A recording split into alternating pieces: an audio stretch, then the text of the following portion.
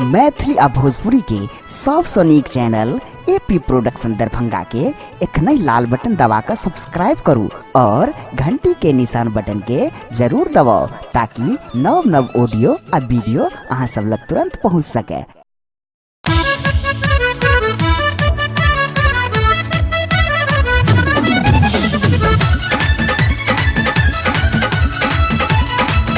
Presenting by AB Production, Music and Entertainment.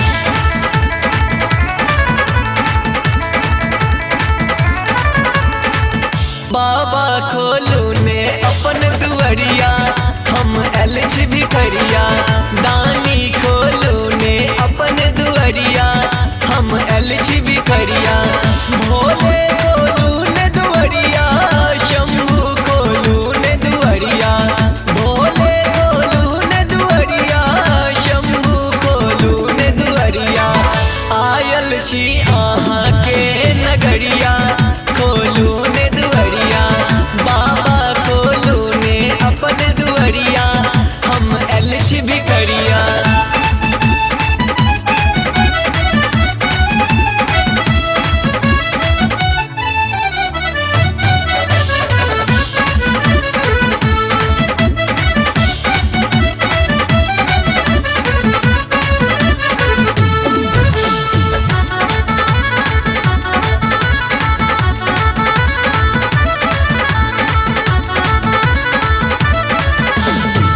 बाबा आहाँ सा हमर किछ नहीं छुपले अछि। दानी आहाँ सा हमर किछ नहीं छुपले अछि। कहब कि आहाँ सा बाबा की बीतले अछि। आयल छी हम कैलाश नगरिया खोलू ने दुआरिया। बाबा खोलू ने अपन दुआरिया हम एलच भी करिया।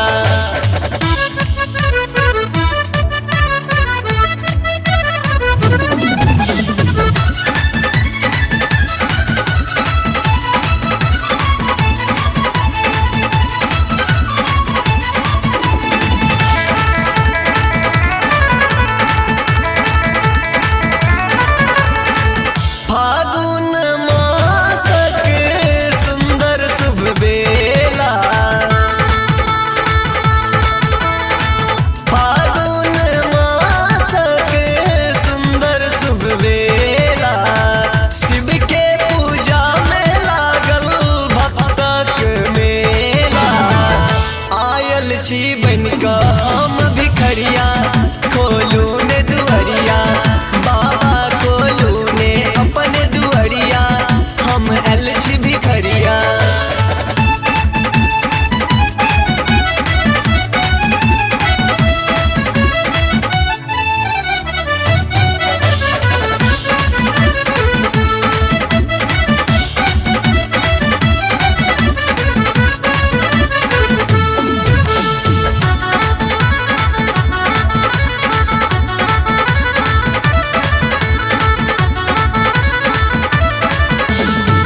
बहुते जतन सा हम देवघर एलौं।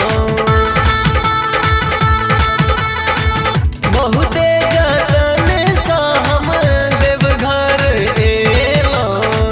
बाबा आहाँ के तखन हम जल चढ़ेलौं। एस के